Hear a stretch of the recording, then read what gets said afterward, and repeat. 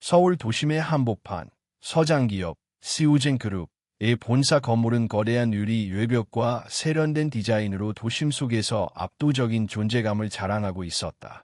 매일 아침 수백 명의 임원과 직원들이 고급 세단을 타고 출근하는 동안 건물 지하 주차장 한쪽에는 낡고 초라한 소형차 한 대가 들어섰다. 그 차에서 내린 아이는 겨우 12살, 이름은 김준우였다. 그의 작은 체구는 초라한 패딩과 해진 운동화로 덮여 있었지만 눈빛만은 또렷하고 날카로웠다. 준우는 뒷좌석에서 청소 도구가 든 카트를 끌고 내린 박정임 할머니와 함께 건물 안으로 들어갔다. 정임 할머니는 이미 70대 후반이었지만 손은 거칠고 힘이 있었으며 오랜 세월을 견뎌온 사람 특유의 단단함과 따뜻함이 동시에 느껴졌다. 준우아, 오늘도 휴게실에서 조용히 있어야 한다. 네, 할머니. 준우는 소리를 낮춰 대답하고 할머니의 뒤를 따라 직원 전용 통로로 들어갔다. 엘리베이터를 타고 3층에서 내린 두 사람은 복도 끝에 있는 청소부 휴게실로 향했다. 낡은 소파와 몇 개의 사물함, 작은 간이 테이블이 전부인 작은 방이었다.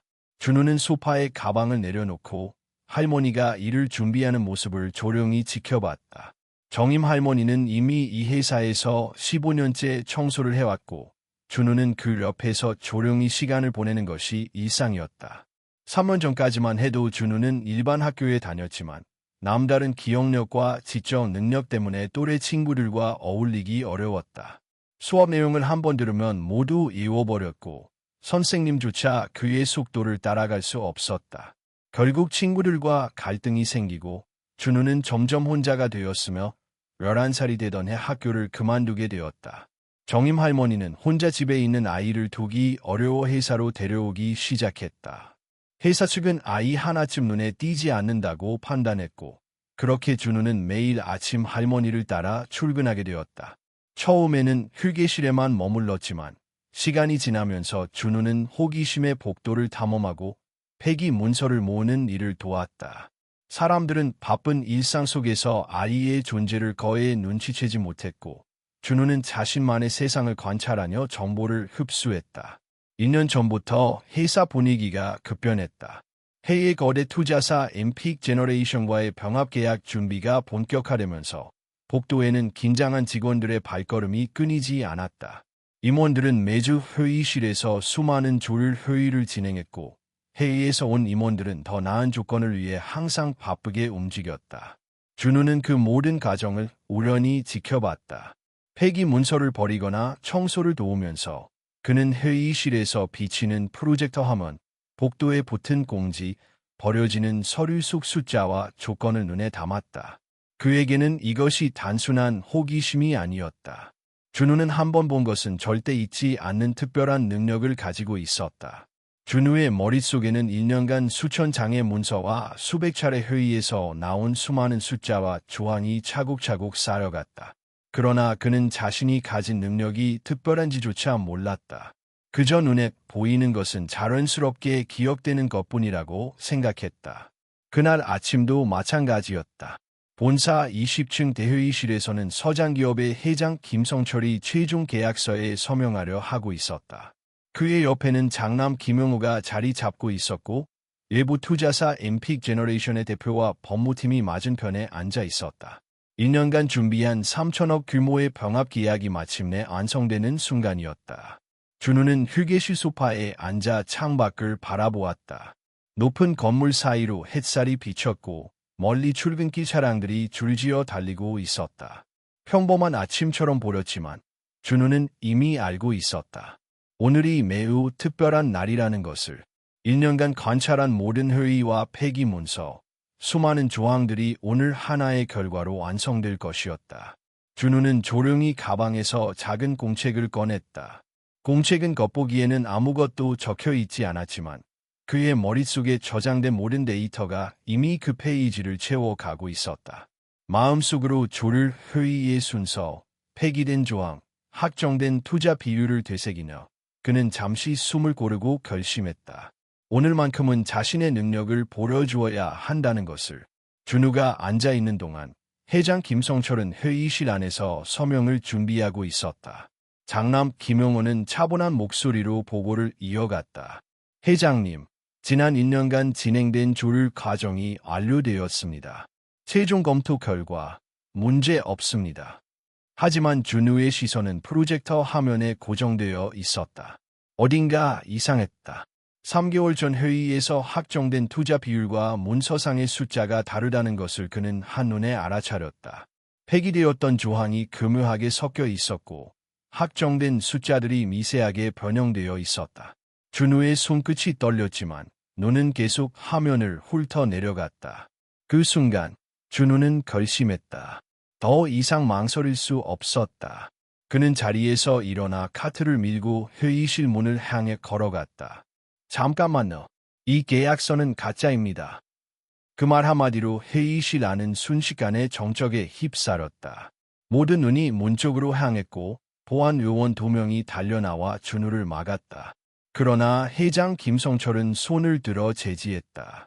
준우의 눈빛은 흔들리지 않았다. 그는 한 해 동안 수집한 증거와 기억을 모두 가지고 있었다. 낡은 패딩을 입은 어린 소년이었지만 그 눈빛 속에는 누구보다 확고한 진실과 결심이 담겨 있었다. 회의실 안의 긴장감 속에서 서장기업 본사라는 권력의 중심과 달동네 출신 소년의 작은 몸이 만들어낸 거대한 대비가 뚜렷하게 드러났다. 이 순간 준우의 이야기는 막 시작되었고 앞으로 펼쳐질 권력, 음모, 그리고 가족의 진실이 서서히 모습을 드러낼 준비를 하고 있었다. 회의실 안은 순간적으로 얼어붙었다. 작은 소년이 외친 말, 이 계약서는 가짜입니다. 는 모든 사람의 귀를 사로잡았다. 외부 투자사 대표들의 눈에는 의아함과 경계심이 스쳤고 법무팀과 임원들은 순간적으로 서로를 쳐다보았다. 장남 김용호는 얼굴이 굳어지고 손가락이 테이블 위에서 미세하게 떨렸다. 무슨 말이나? 준우야. 이 계약서가 어떻게 가짜란 말이나? 회장 김성철의 목소리는 낮았지만 단호했다. 그의 눈빛에는 오래전 잃어버린 아들, 김혜진을 떠올리는 묘한 감정이 섞여 있었다. 준우는 천천히 걸어 들어오며 프로젝터 화면을 가리켰다. 여기 3페이지에 투자 비율이 43대 57로 되어 있는데 이건 지난 7차 회의에서 최종 확정된 47대 53과 다릅니다. 또한 5페이지의 수익 배분 조건은 연간 정산으로 되어 있는데 5개월 전에 폐기되어 분기별 정산으로 바뀌었어야 합니다. 회의실 안은 다시 한번 정적에 휩싸였다. 엠픽 제너레이션 측 대표는 얼굴을 창백하게 만들었고 법무팀은 급히 노트북과 서류를 뒤적이기 시작했다. 이게 어떻게 가능하지? 겨우 12살짜리가 수십 차례 회의와 폐기 문서를 기억했다고 한 임원이 중얼거렸다. 김용호는 빠르게 자세를 고쳐 앉았다. 아버님, 이 아이가 말하는 것들은 사실일 수 없습니다. 설령 기억한다고 해도 계약의 수많은 문서를 정확히 확인하고 조율하는 건 현실적으로 불가능합니다. 제 의견으로는 이 아이의 주장은 혼란을 초래할 뿐입니다. 준우는 눈을 감고 마음을 진정시켰다. 지난 2년 동안 수집한 모든 데이터를 머릿속으로 재생시키며 각 회의에서 나온 수치와 조건, 폐기된 문서를 차례대로 떠올렸다. 손끝이 떨렸지만 눈빛은 흔들리지 않았다. 제가 한 말은 사실입니다. 이 계약서는 마지막 승인 단계에서 일부 조항이 조작되었습니다. 폐기된 조건과 확정된 숫자가 섞였고 단어 하나하나가 원래 의미와 다르게 변형되었습니다. 제가 본 것은 단순한 기억이 아니라 1년간의 조율 과정을 모두 기억한 결과입니다. 회의실 안은 술렁였다. 엠픽 측 대표는 몸을 살짝 앞으로 숙이며 말을 꺼냈다. 그럼 이 계약서가 현재 우리에게 제출된 문서와 다르다는 거죠. 증거를 확인할 수 있는 방법이 있습니까? 김성철 회장은 잠시 눈을 감았다. 9년 전 자신의 둘째 아들 김혜진이 회의실에서 외쳤던 말이 귀에 스쳐 지나갔다. 그때도 수많은 사람이 아들의 말을 의심했지만 결국 진실이 드러났다. 그는 이번에도 똑같은 상황을 맞이하고 있었다. 법무팀, 즉시 지난 1년간의 모든 회의록과 폐기 문서를 확인하라. 그리고 준우가 말한 조항과 비교해보라. 회장의 목소리는 낮았지만 흔들림 없는 명령이었다. 법무팀은 노트북과 서류를 번갈아 보며 검토를 시작했다. 1분, 2분, 3분이 흐를수록 그들의 얼굴에는 놀람과 긴장감이 동시에 스며들었다. 어느 순간 팀장이 조심스럽게 입을 열었다. 회장님, 확인 결과 준우가 지적한 내용이 정확합니다. 현재 계약서의 다수 조항이 폐기되었던 내용과 일치하며 최종 확정본과 상의합니다. 회의실 안은 순식간에 술렁거렸다. 엠픽 대표는 자리에서 벌떡 일어나 자세를 고쳤고 김용호는 얼굴이 창백해졌다. 그동안 완벽하게 준비했다고 생각했던 계획이 한 어린 소년의 눈앞에서 무너지고 있었다. 이럴 수가. 어떻게 이 모든 걸 기억할 수 있지? 김용호는 작은 목소리로 중얼거렸다. 그러나 그의 목소리는 회장과 법무팀의 확인 앞에서 힘을 잃었다. 준우는 잠시 숨을 고르고 말을 이어갔다. 또한 8페이지 1항의 계약 해지 조건도 이전과 달라져 있습니다. 단어 선택 하나가 원래 의미와 다르게 바뀌었고 폐기된 조항이 교묘하게 섞여 있습니다. 이 계약서는 처음부터 마지막까지 가짜입니다. 엠픽 측 법무팀과 회계팀은 서로 눈치를 살피며 급히 데이터와 서류를 재검토하기 시작했다. 과거 회의에서 폐기된 문서와 현재 제출된 문서를 비교하면서 준우의 말이 틀리지 않음을 확인할 수밖에 없었다. 회의실 안에서 김성철 회장은 잠시 침묵했다. 그의 마음속에는 9년 전 아들을 의심했던 순간과 동일한 긴장감과 죄책감이 밀려왔다. 이번에도 그는 진실을 알아야 했다. 그리고 그 진실은 한 작은 소년의 눈빛 속에 담겨 있었다. 모든 증거가 맞다면 이번 계약은 전면 보류하겠다. 회장의 목소리는 낮고 단호했다. 그 한마디로 회의실은 다시 한번 고요해졌다. 엠픽 측은 항의하려 했지만 회장은 더 이상 듣지 않았다. 서류와 데이터는 즉시 압수되었고 회의실은 순식간에 정리되었다. 그 혼란 속에서 준우의 시선은 여전히 흔들리지 않았다. 낡은 패딩을 입은 소년이지만 그의 눈빛은 누구보다 또렷했고 결심에 찬 눈동자는 방 안 모두를 압도했다. 이 순간 그는 단순한 목격자가 아닌 사건의 중심이 되었다. 김성철 회장은 깊은 숨을 들이쉬었다. 그의 마음속에는 죄책감, 놀라움, 그리고 오래전 잃어버린 아들 김혜진을 떠올리는 복잡한 감정이 뒤섞여 있었다. 그러나 한 가지 분명한 사실은 이 소년은 단순히 눈앞의 계약서만을 지적한 것이 아니라 회사와 가족의 미래를 지켜낸 인물이라는 것이었다. 회의실 문이 닫히고 사람들은 저마다의 생각에 잠겼다. 엠픽 측 대표와 법무팀은 자료를 재검토하며 당황했지만 준우는 이미 마음속으로 다음 단계를 계획하고 있었다. 오늘의 행동은 단지 시작일 뿐이었다.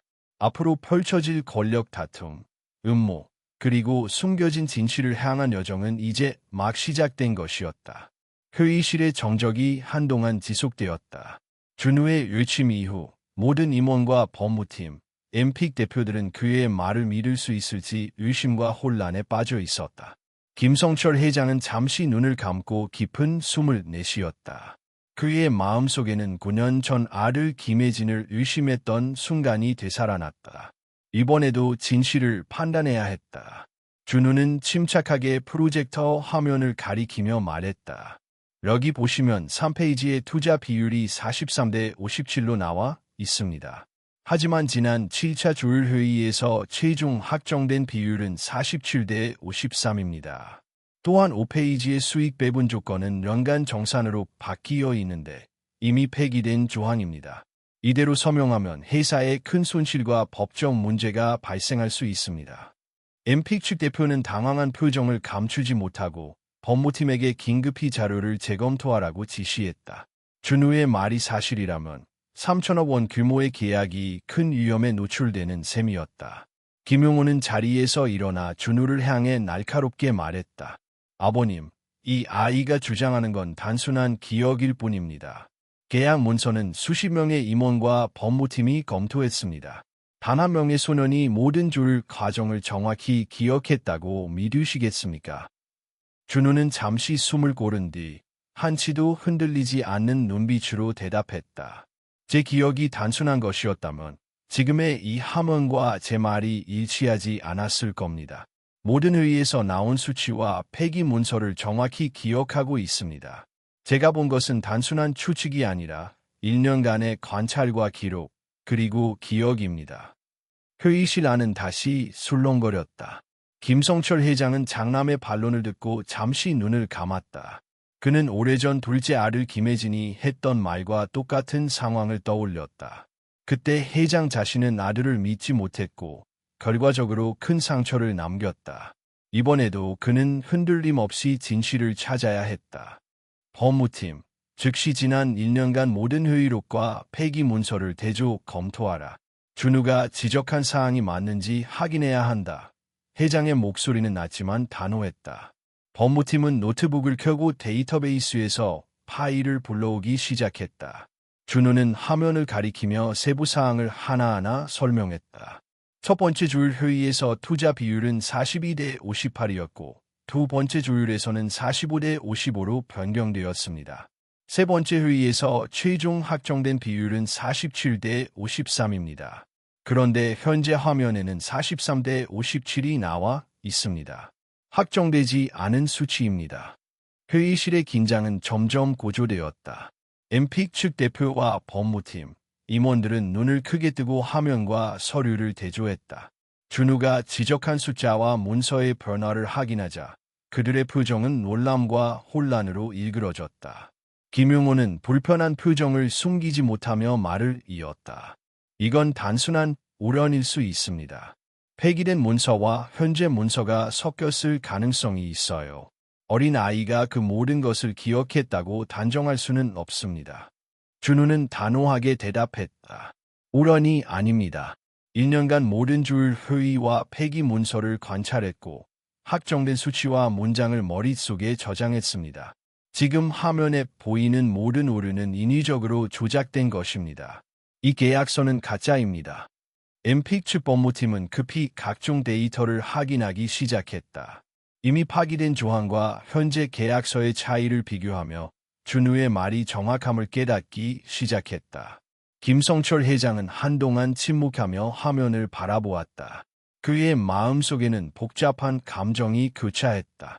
9년 전 둘째 아들을 믿지 못했던 후에 장남과의 갈등, 그리고 이제 한 작은 소년이 진실을 밝히는 순간까지 모든 감정이 얽히며 그는 조용히 입을 열었다. 법무팀, 즉시 모든 문서를 회수하고 계약을 보류하라. 조율 과정과 숫자를 재검토할 때까지 서명은 금지한다. 회의실 안은 술렁였지만 회장의 명령은 단호했다. 엠픽 측 대표는 항의하려 했지만 회장은 더 이상 듣지 않았다. 서류는 즉시 압수되었고 계약은 전면 보류되었다. 그 순간 준우는 숨을 고르며 마음속으로 다짐했다. 오늘의 행동은 단지 시작일 뿐이었다.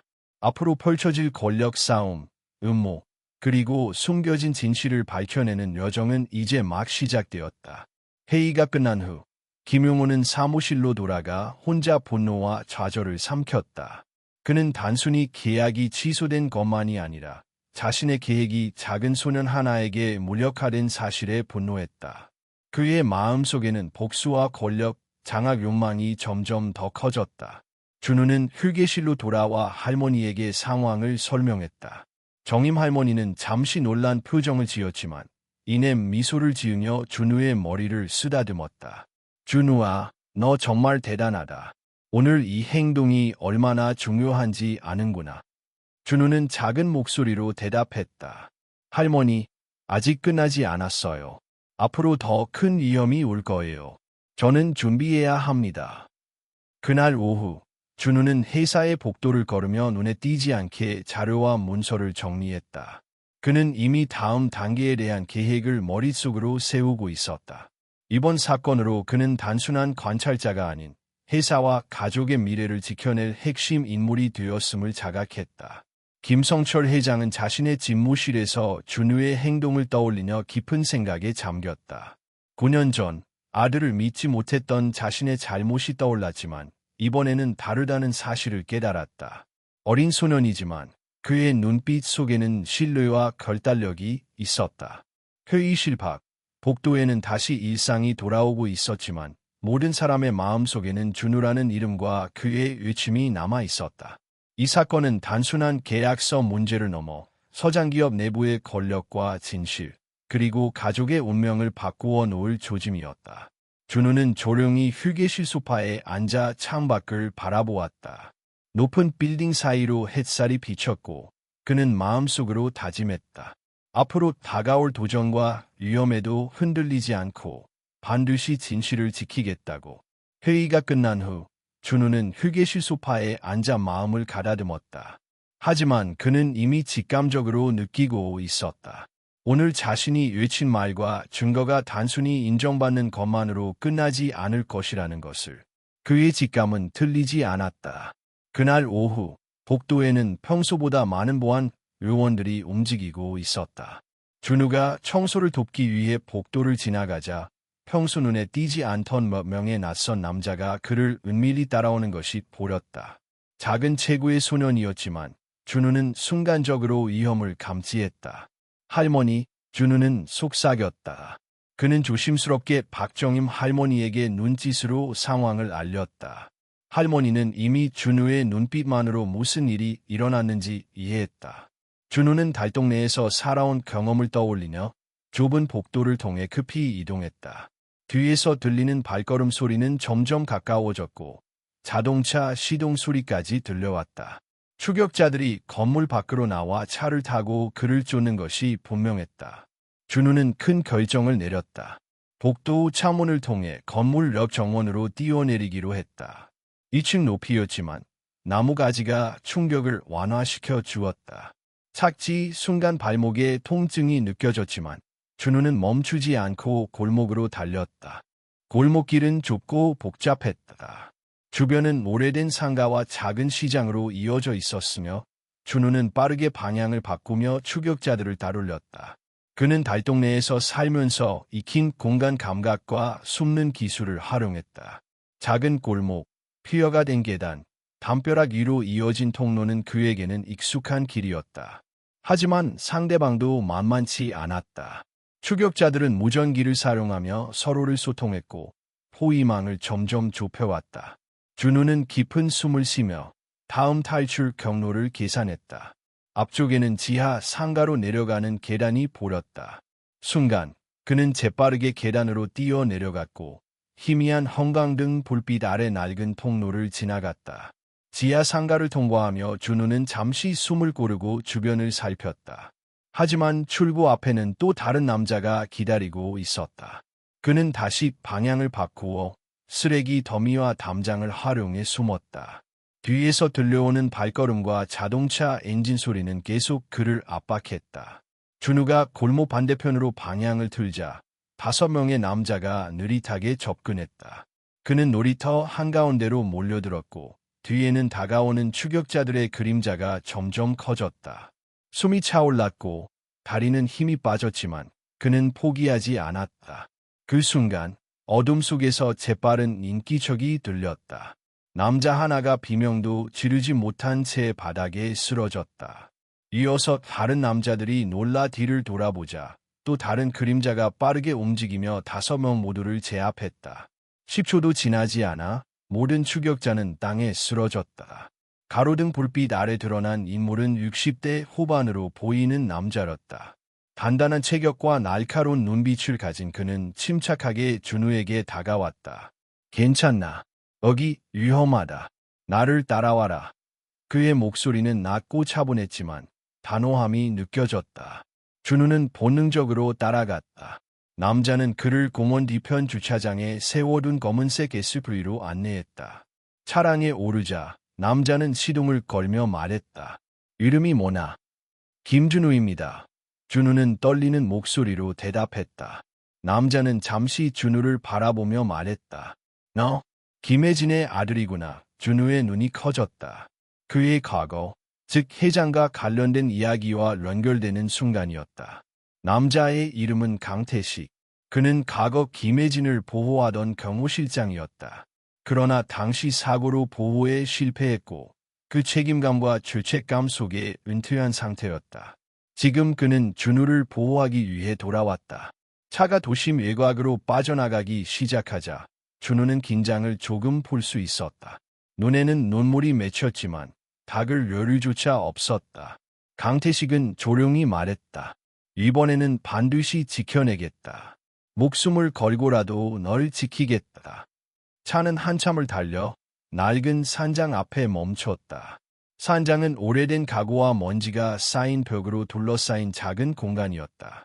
준우는 소파에 주저앉았고 강태식은 구급 상자를 꺼내 그의 발목을 살폈다.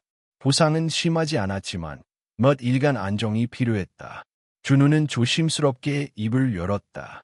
왜 저를 도와주시는 거예요? 강태식은 잠시 말을 멈추고 창밖을 바라보며 말했다. 나는 9년 전 내 아버지를 지키던 경호실장이었어. 그러나 실패했고 그 죄책감 속에서 숨어 살아왔지. 이제는 내가 위험에 처했으니 반드시 보호해야 해. 준우는 그의 말에 고개를 끄덕였다. 두 사람은 산장에서 자료와 계획을 정리하기 시작했다. 준우는 지난 1년간 기억한 모든 계약서, 회의록, 폐기 문서를 머릿속에서 재구성했고 강태식은 과거 인맥을 통해 추가 증거를 확보했다. 그날 밤 두 사람은 작은 불빛 아래에서 각종 데이터를 비교하며 서영우의 계획과 지난 사건의 패턴을 연결했다. 준우의 눈빛은 날카롭고 결연했다. 그는 이미 단순한 소년이 아니라 회사와 가족을 지킬 핵심 인물로서의 책임을 자각하고 있었다. 산장 밖, 어둠 속의 서울은 여전히 평화로워 보였지만 그곳에서 진행된 추격과 대비는 앞으로 펼쳐질 사건의 시작일 뿐이었다. 준우는 침착하게 마음을 다잡았다. 앞으로 닥칠 위험과 권력 다툼 속에서도 흔들리지 않고 반드시 진실을 밝혀내겠다고 다짐했다. 산장에서 준우와 강태식은 잠시 숨을 고른 후 본격적으로 다음 단계 계획을 세우기 시작했다. 강태식은 낡은 USB와 과거 서류들을 꺼내놓았다. 이 자료들은 9년 전 내 아버지 사건과 관련된 모든 정보야. 사고 현장 CCTV, 조작된 회계장부, 그리고 서용우가 증거를 조작한 이메일까지 포함되어 있어. 준우는 눈을 크게 뜨고 자료를 확인했다. 그의 머릿속에는 지난 1년간 회사 내부 문서와 폐기된 조항들이 이미 정리되어 있었다. 이제 과거 자료와 현재 자료를 연결하면 서용우가 9년 동안 반복해온 범죄 패턴을 명확히 드러낼 수 있었다. 강태식 씨, 이거 연결하면 됩니다. MP 제너레이션 사건과 과거 사건이 같은 구조를 가지고 있어요. 계좌번호, 문서 코드, 거래 흐름까지 모두 일치합니다. 다만 코드가 여러 단계로 오해되어 있어 분석이 복잡할 겁니다. 준우의 목소리는 차분했지만 결연함이 느껴졌다. 강태식은 준우를 바라보며 고개를 끄덕였다. 내 아버지가 했던 것과 같구나. 한번 훑어본 데이터는 절대 잊지 않고 분석까지 할 수 있어. 승산이 있어. 너라면 할 수 있어.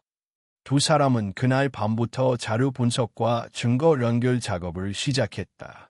준우는 머릿속에서 지난 2년간 관찰한 문서와 데이터를 재생하며 USB에 담긴 9년 전 자료와 비교했다. 수천 개의 숫자와 코드, 메모, 이메일이 하나하나 연결되면서 범죄 패턴이 점점 선명해졌다. 강태식은 준우의 분석 능력에 감탄했다. 그는 전직 특수부대 출신으로 격투와 추격에는 능했지만 이렇게 정교한 데이터 연결과 분석은 오로지 준우만이 할 수 있었다. 정확해, 준우야. 내 아버지보다 더 뛰어날 수도 있어. 이제 우리가 해야 할 일은 이 자료를 안전하게 회장님에게 전달하는 것이야. 하지만 상황은 쉽지 않았다. 서롱호는 이미 준우의 존재를 감지하고 회사 내부에 추격자를 배치했다. 그들은 언제든 산장을 찾아올 수 있었고 추격을 피하면서 증거를 수집하고 정리해야 했다. 다음 날 새벽, 강태식은 준우를 깨웠다. 계속 움직여야 한다. 이곳도 안전하지 않아. 두 사람은 SUV를 타고 산장을 떠났다.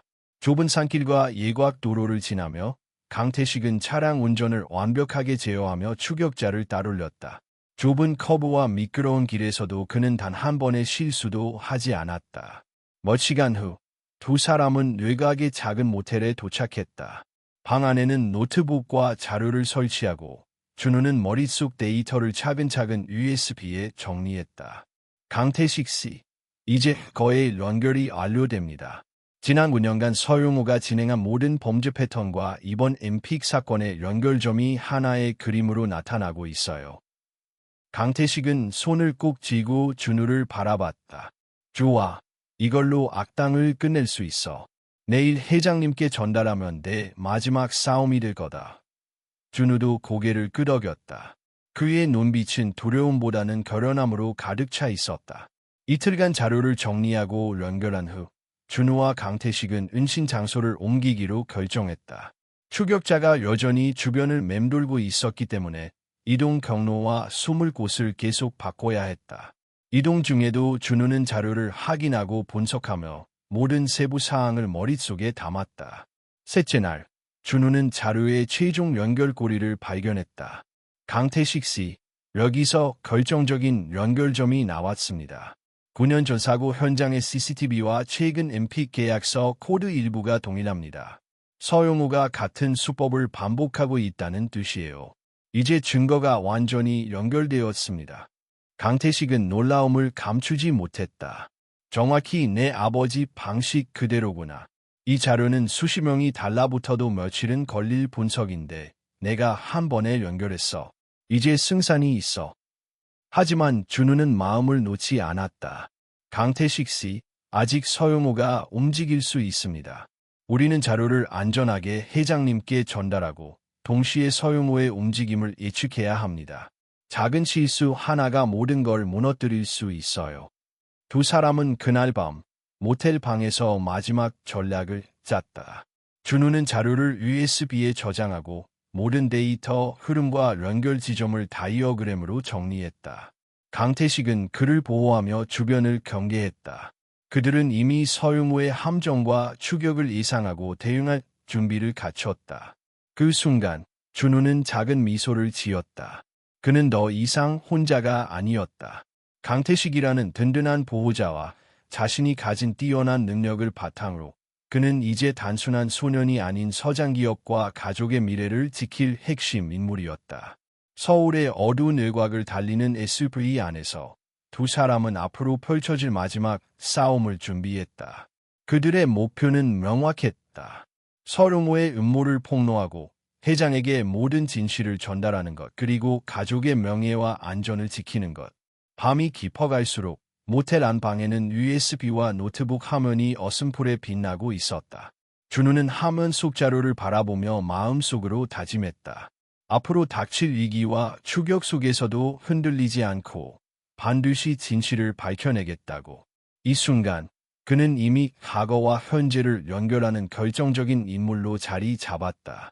모텔방 안, 준우와 강태식은 마침내 모든 자료를 정리하고 USB에 백업을 완료했다. 준우는 머릿속에서 지난 1년간 관찰하고 기억한 모든 문서를 재생하며 자료가 누락되지 않았는지 확인했다. 이제 그들은 회장 김성철에게 직접 증거를 전달할 준비를 해야 했다. 강태식이 침묵 속에서 말했다.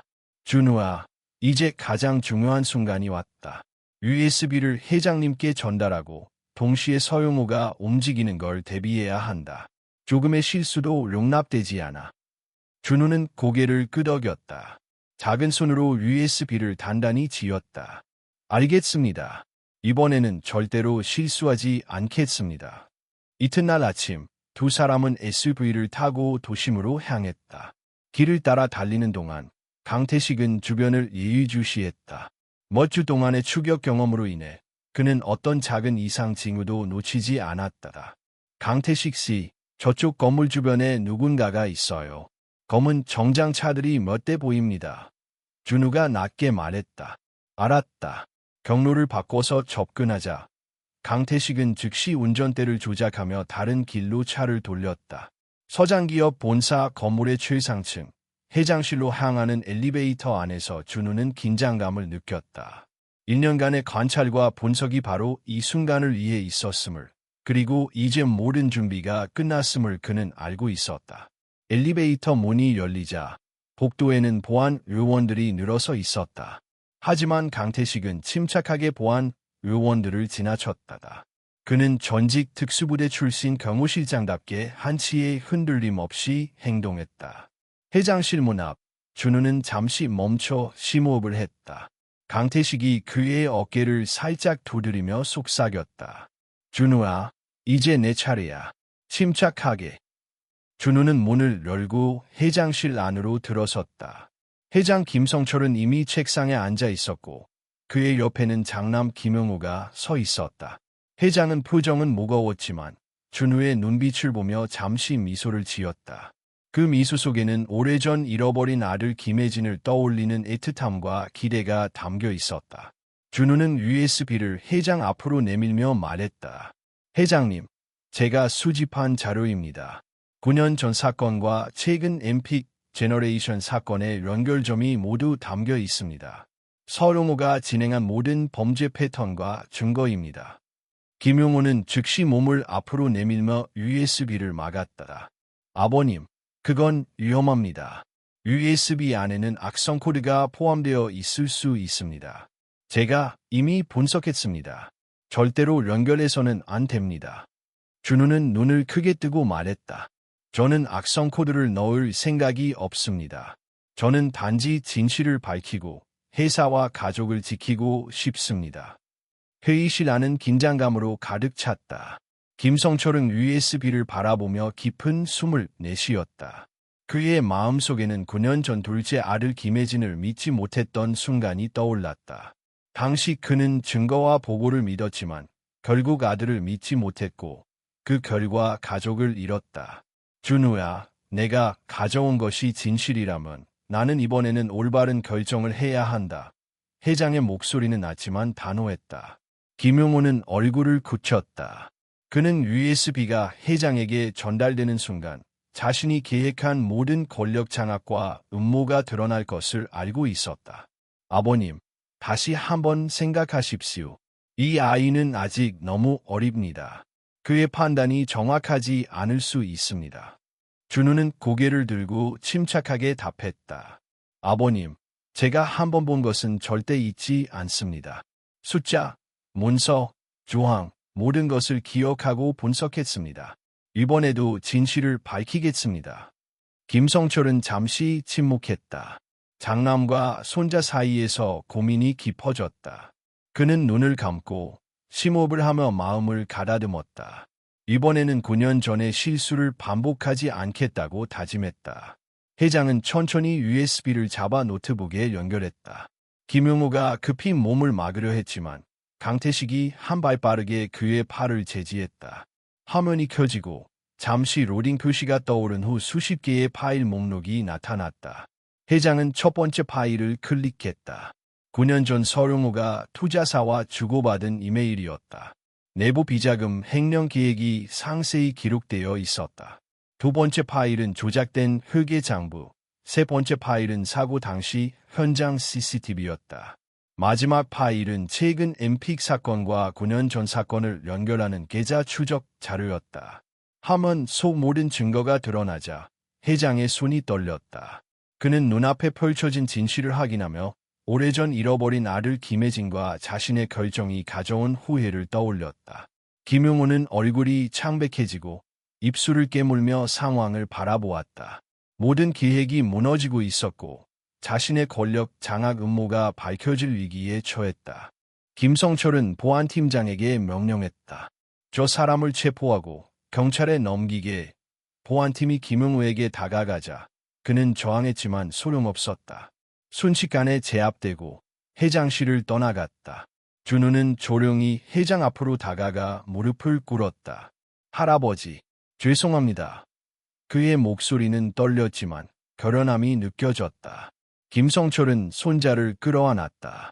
오랜 세월 잃어버렸던 가족을 되찾는 순간이었다. 눈물은 멈추지 않았지만 이번에는 후회가 아닌 안도와 기쁨이 뒤섞여 있었다. 강태식은 창가에 서서 그 광경을 지켜보았다. 그는 과거 김혜진을 지키지 못했던 죄책감을 조금이나마 씻을 수 있었다. 이제 준우만은 안전했고 그가 가진 능력으로 회사와 가족을 지켜낼 준비가 되어 있었다. 준우와 김성철, 그리고 강태식, 세 사람의 눈빛은 서로를 신뢰하며 미래를 함께할 결의를 다졌다.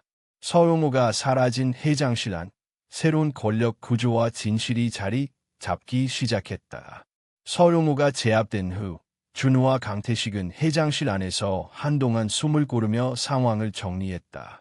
준우의 손에는 여전히 USB가 들려 있었고 화면에는 지난 9년간의 증거와 최근 사건의 자료가 정리되어 있었다. 이제 남은 것은 회사 내부의 혼란을 안정시키고 진실을 바탕으로 권력을 회복하는 일이었다. 김성철 회장은 무거운 숨을 내쉬며 말했다. 준우라, 내가 가져온 증거 덕분에 서용우의 음모를 막을 수 있었다. 이번에는 반드시 올바른 판단을 해야 한다. 다시는 과거처럼 후회하지 않을 거야. 준우는 잠시 머뭇거리며 대답했다. 할아버지, 이제 회사뿐 아니라 직원들과 투자사들, 모든 관계자들이 진실을 알게 될 겁니다. 저는 그 과정에서 혼란을 최소화하고 회사가 안정되도록 돕고 싶습니다. 강태식은 차분히 말했다. 준우아, 이제 넌 단순한 소년이 아니야. 너는 아버지와 같이 뛰어난 능력을 가졌고 그 능력으로 회사와 가족을 지켜야 한다. 김성철 회장은 준우의 어깨를 가볍게 두드리며 미소 지었다. 그래, 준우야. 이제부터 내가 중심이 될 차례다. 준우는 회장과 강태식과 함께 회장실에서 향후 계획을 논의했다. 먼저 서용우가 남긴 회사 내부 흔적과 관련 자료를 정리하고 투자사들에게 진실을 알리는 작업이 필요했다. 동시에 내부 직원들의 사기를 회복하고 회사의 이미지를 다시 안정시키는 것도 중요했다. 다음 날, 준우는 회장실에서 투자사와 법무팀과의 회의에 참석했다. 그는 침착하게 자료를 설명하며 엠픽 제너레이션 사건과 9년 전 사건의 연결점을 시연했다. 투자사 측 대표들은 처음에는 놀란 표정을 지었지만 준우의 논리적이고 정확한 분석에 고개를 끄덕일 수밖에 없었다. 준우군, 내 분석이 정확하다는 걸 확인했습니다. 그동안 회사 내부에서 발생한 의문과 문제들이 명확히 드러났습니다. 한 투자사 대표가 말했다. 준우는 차분하게 답했다. 이번 기회로 회사는 모든 잘못된 부분을 바로잡고 앞으로 투명하고 안정적인 경영체계를 갖출 수 있습니다. 또한 서용우의 음모가 다시 발생하지 않도록 철저한 내부 감시 체계를 구축할 필요가 있습니다. 회의가 끝난 후 김성철 회장은 준우와 강태식을 따로 불렀다. 준우아, 이제 너는 단순한 손자가 아니라 회사의 미래를 책임질 후계자야. 하지만 그 책임은 쉽지 않을 것이다. 외부의 위협, 내부의 음모, 그리고 과거의 그림자까지 모두 고려해야 한다. 준우는 고개를 끄덕였다. 알겠습니다. 저는 할아버지와 강태식 씨와 함께 이 책임을 다하겠습니다. 회사와 가족, 그리고 아버지가 남긴 재능과 명예를 지키겠습니다. 그날 오후, 준우는 정임 할머니를 찾아 달동네 집으로 향했다. 할머니는 작은 텃밭을 가꾸며 조용히 살고 있었지만 준우가 나타나자 기쁨과 안도의 눈물을 흘렸다. 준우아, 무사해서 다행이다. 너를 지켜주지 못할까 봐 걱정했구나. 준우는 할머니를 꼭 안았다. 할머니, 이제 모든 게 안전합니다. 저는 더 이상 혼자가 아니에요. 할아버지와 강태식 씨가 함께 있습니다. 그날 밤, 세 사람은 회장의 저택에서 식탁을 함께했다. 넓은 식당에 차려진 음식 앞에서 준우는 여전히 겸손하게 할머니를 존중하며 식사를 했다. 강태식은 옆에서 조용히 그를 지켜보았다. 회장은 따뜻한 눈빛으로 두 사람을 바라보며 미소 지었다. 며칠 후, 준우는 회사 내부 직원들과 첫 회의를 주도했다. 그는 엠픽 사건과 과거 사건의 자료를 기반으로 회사의 투명성과 안정성을 강조하며 직원들에게 신뢰를 회복시키기 시작했다.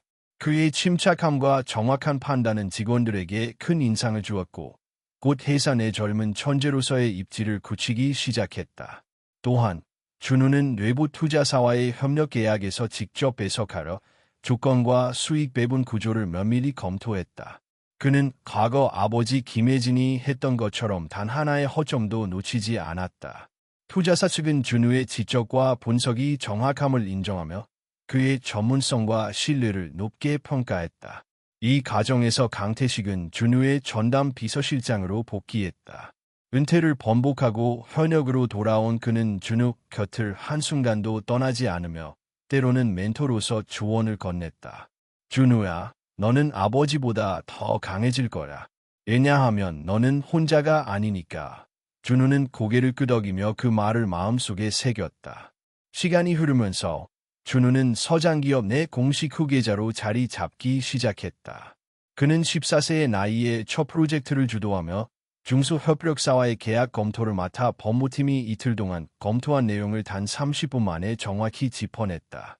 16세가 되자 그는 해외 투자사와의 협상에도 배석하며 회장과 함께 중요한 결정을 내리는 위치에 올랐다. 준우와 강태식, 김성철 세 사람은 창밖으로 도심을 내려다보며 지난 9년간 잃어버렸던 시간과 진실을 되새겼다. 이제 준우는 아버지 김혜진의 재능과 의지를 이어받아 회사와 가족, 그리고 자신이 지켜야 할 모든 것을 보호할 준비가 되어 있었다. 밤하늘에는 별이 총총히 빛났고 준우는 마음속으로 조용히 말했다. 아버지, 저 잘하고 있죠. 이제 아버지가 지키려 했던 것들을 제가 지킬게요. 김성철 회장은 준우의 어깨를 가볍게 두드리며 대답했다. 그래, 준우야. 내가 있으면 이제 모든 것이 안전하다. 그날 이후 서장기업의 새로운 시대가 열렸다. 천재적 재능을 물려받은 젊은 후계자와 그를 믿고 지켜주는 가족, 그리고 충실한 경호와 멘토가 함께하는 따뜻하고 희망찬 미래가 시작된 순간이었다. 준우가 공식적으로 서장기업 내 후계자로 자리 잡은 이후 회사는 안정세를 되찾기 시작했다. 그러나 그의 눈빛은 결코 안주하지 않았다. 과거의 사건에서 배운 것처럼 내부의 문제를 해결했다고 해서 외부의 위협이 사라지는 것은 아니었다. 그날 아침, 준우는 회장실에서 김성철과 함께 회사 외부 자료를 검토하고 있었다. 해외 투자사들과의 새로운 협력 계약과 금융보고서를 점검하던 중 강태식이 조용히 다가왔다. 준우아, 이상 신호가 있습니다. 최근 며칠간 특정 투자 계좌와 거래 내역에 이상 움직임이 포착되었어요. 서영호가 암긴 공백을 노리고 움직이는 듯합니다. 준우는 화면을 응시하며 천천히 말했다. 그 계좌는 이전 엠픽 사건과 연결된 패턴과 비슷합니다. 과거처럼 중간 계좌와 코드 번호를 이용해 자금을 이동시키는 방식이죠. 이번에는 어떤 의도인지 정확히 파악해야 합니다. 김성철 회장은 심각한 표정으로 말했다. 준우야, 이번에는 단순한 내부 음모가 아니야. 일부의 세력까지 연루되어 있어. 우리가 단호하게 대응하지 않으면 회사 전체가 위험에 처할 수 있다. 준우는 차분하게 고개를 끄덕였다. 알겠습니다. 강태식 씨, 지금부터 자료를 분석하고 위험 요소를 제거하기 위한 계획을 세웁시다.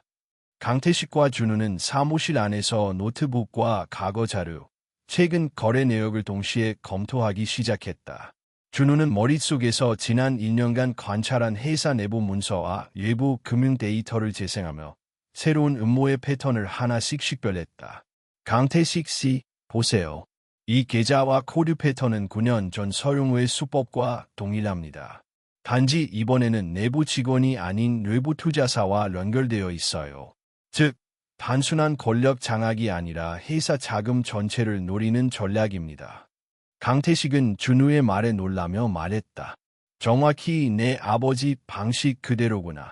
이번에도 우리가 대비할 수 있다면 피해를 최소화할 수 있어.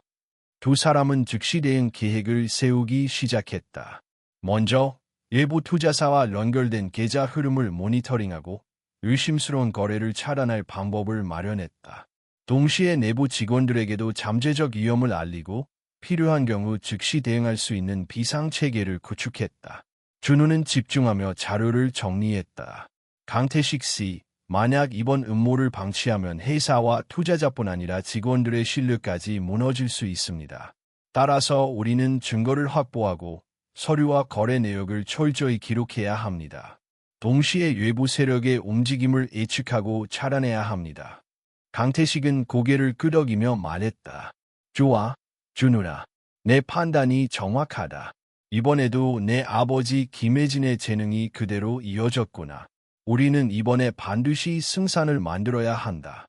준우와 강태식은 그날 밤 외부의 투자사와 연결된 모든 거래 내역을 분석하고 위험 계좌를 특정하며 예상되는 공격 경로를 시뮬레이션했다. 준우의 머릿속에는 수천 개의 데이터와 과거 경험이 연결되어 즉시 대응할 수 있는 전략이 완성되었다. 다음 날, 준우는 김성철 회장과 함께 직원 회의를 열었다. 그는 침착하게 설명했다. 최근 외부 투자사와 일부 거래 계좌에서 이상 움직임이 포착되었습니다. 우리는 이를 통해 서용우의 음모와 유사한 패턴을 발견했고 회사의 자금과 신뢰를 보호하기 위해 즉시 대응 조치를 취하고 있습니다. 직원들은 준우의 말과 분석의 놀라움을 금치 못했다. 젊은 후계자가 이렇게 명확하게 외부 위험과 내부 자료를 연결하려 대응 전략을 제시하는 것은 매우 인상적이었다. 일부 직원들은 감탄하며 말했다. 이 아이가 이렇게 침착하게 상황을 분석하고 대응할 수 있다니 정말 대단합니다. 준우는 조용히 답했다. 이번 사건을 통해 우리는 단순한 이기를 피하는 것이 아니라 앞으로 발생할 수 있는 모든 위험을 미리 예측하고 대비할 수 있는 체계를 마련해야 합니다. 회사의 안정과 신뢰는 우리 모두의 책임입니다. 그날 오후, 준우는 강태식과 함께 외부 투자사와 직접 연락을 취하며 의심스러운 거래를 차단하고 필요한 증거를 확보했다.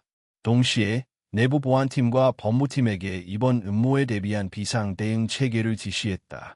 김성철 회장은 준우의 침착함과 정확성을 보며 만족스러운 미소를 지었다.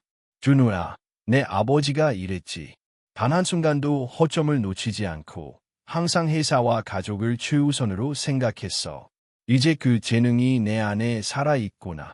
준우는 잠시 눈을 감고 마음속으로 다짐했다. 이제 더 이상 혼자가 아니다. 강태식 씨와 할아버지, 할머니가 함께 있다. 저는 회사와 가족을 반드시 지켜낼 것이다. 밤이 깊어가자 준우는 창밖을 바라보며 미래를 기획했다. 외부 위협과 내부 음모를 막아내고 회사의 신뢰를 회복하며 아버지가 남긴 재능과 명예를 이어받아 새로운 시대를 열어야 했다. 그날 이후 서장기업 내부는 준우의 지도력과 전략적 판단으로 점차 안정되기 시작했다. 직원들은 젊은 후계자의 능력을 신뢰했고 투자사들은 회사의 투명성과 안정성을 재확인했다. 준우는 천재적 재능을 바탕으로 위기 속에서도 침착함과 결단력을 유지하며 회사와 가족의 미래를 지켜낼 준비가 되어 있었다. 서장기업의 내부와 외부가 점차 안정되었지만 준우는 마음을 놓지 않았다. 지난 9년간 반복된 서용우의 음모와 외부 위협은 단순히 제거되었다고 해서 끝나는 것이 아니었다. 그는 이제 마지막 단계, 서용우의 완전한 제거와 회사의 미래를 확립할 순간을 준비해야 했다. 그날 아침, 준우와 강태식은 회장실에서 마지막 전략 회의를 열었다. 준우아, 이제 모든 증거가 확보되었고 내부와 외부의 동향도 파악되었다. 다음 단계는 최종 대응이다. 서용우가 마지막으로 움직이기 전에 결정해야 한다. 강태식의 목소리는 낮고 단호했다. 준우는 침착하게 USB를 바라보며 고개를 끄덕였다. 알겠습니다. 이번에는 어떤 함정도 허용하지 않겠습니다. 저는 지난 2년간 배운 모든 것을 활용해서 서용우를 완전히 고립시키겠습니다. 김성철 회장은 잠시 생각에 잠겼다가 말했다. 준우야, 내 아버지 김혜진과 내가 경험한 실수를 반복하지 않으려면 이번에는 철저한 계획과 타이밍이 중요하다. 우리는 공개적이면서도 확실한 방식으로 진실을 밝혀야 한다. 준우와 강태식은 즉시 준비를 시작했다. 우선 서용우가 남긴 내부 직원들과 외부 협력자들의 위치를 파악하고 모든 통신 기록과 이메일, 계좌 이동을 다시 확인했다. 준우는 머릿속에서 지난 9년간의 패턴과 최근 사건을 연기하며 가장 안전하면서도 효과적인 접근 방식을 계산했다. 준우는 낮은 목소리로 말했다. 강태식 씨, 이번에는 내부와 외부를 동시에 통제해야 합니다. 서용우가 예상치 못한 변수를 이용할 수 있기 때문에 모든 경로를 차단하고 동시에 증거를 공개해야 합니다. 강태식은 그의 판단을 지지하며 말했다. 좋아, 준우야. 너라면 할 수 있다. 이번에는 반드시 끝낼 수 있다. 오후가 되자 준우와 강태식은 USB를 들고 회장과 함께 서장기업 본사로 향했다. 엘리베이터 안에서 준우는 마음을 가다듬었다. 지난 수개월간의 분석과 준비가 모두 이 순간을 위해 있었음을 그는 알고 있었다. 회장실 앞 보안 요원들은 평소보다 긴장한 표정으로 서 있었다. 준우는 깊은 숨을 내쉬고 회장실 문을 열었다. 김성철 회장은 이미 자리에 앉아 있었고 그의 옆에는 김용호가 서 있었다. 김용호는 눈빛에서 긴장과 불안이 동시에 엿보였다. 준우는 침착하게 USB를 회장 앞으로 내밀며 말했다. 회장님, 이것이 마지막 증거입니다. 지난 9년간 서용우가 계획하고 실행한 모든 범죄와 외부 음모가 담겨 있습니다. 이제 진실을 공개해야 합니다. 김용호는 몸을 내밀며 USB를 막으려 했지만 강태식이 단호하게 그의 팔을 제지했다. 더 이상 방해하지 마시오. 이번에는 실패가 용납되지 않는다. 회장은 USB를 받아 노트북에 연결했다. 화면이 켜지자 수십 개의 파일이 정렬되었고 9년 전 사건, 최근 엠픽 제너레이션 사건, 그리고 서용우가 남긴 모든 증거가 화면에 드러났다. 준우는 자료를 차분하게 설명했다. 여기서 보시는 것처럼 모든 계좌, 이메일, 거래 내역이 일치하며 서용우의 계획이 반복적으로 확인됩니다. 이제 내부와 외부 모두 그가 계획한 범죄에 연루되었음을 확인할 수 있습니다. 회장 김성철은 깊은 숨을 내쉬며 말했다. 준우야, 이번에는 내가 중심이 되어야 한다. 모든 권한을 맡기겠다. 준우는 잠시 주위를 살핀 후 명령을 내렸다. 보안팀, 서용호와 그의 협력자들을 즉시 체포하라. 법적 조치를 위해 경찰과 연결하고 모든 자료를 안전하게 확보하라. 보안팀과 법무팀은 즉시 움직였다. 서용호는 저항했지만 이미 모든 경로가 봉쇄된 상태였다. 순식간에 제압되어 회장실 밖으로 끌려나갔다. 준우는 그의 모습을 바라보며 단호하게 말했다. 이제 모든 잘못과 음모는 끝났습니다. 회장 김성철은 준우에게 다가와 손자를 끌어안았다. 준우야, 내 아버지를 믿지 못했던 날들을 후회했지만 이제 너를 통해 그 재능과 의지를 이어갈 수 있게 되었다. 고맙다. 준우는 조용히 회장에게 답했다. 할아버지, 이제 우리는 모두 안전합니다. 회사와 가족을 지킬 수 있습니다. 그날 저녁, 준우와 회장, 강태식, 정임 할머니는 저택 식탁에 함께 앉았다. 그동안 흩어진 신뢰와 진실이 회복되는 순간이었다. 준우는 가족과 함께하며 자신의 역할과 책임을 다시 한번 마음속에 새겼다. 며칠 후, 준우는 회사 전 직원 회의를 주도했다. 그는 침착하게 모든 사건과 그 결과를 설명하며 앞으로 회사의 투명성과 안정성을 유지하기 위한 새로운 정책과 내부 감시 체계를 소개했다. 직원들은 젊은 후계자의 냉철함과 정확성에 감탄하며 신뢰를 회복했다. 준우는 이제 단순한 천재 소년이 아니었다.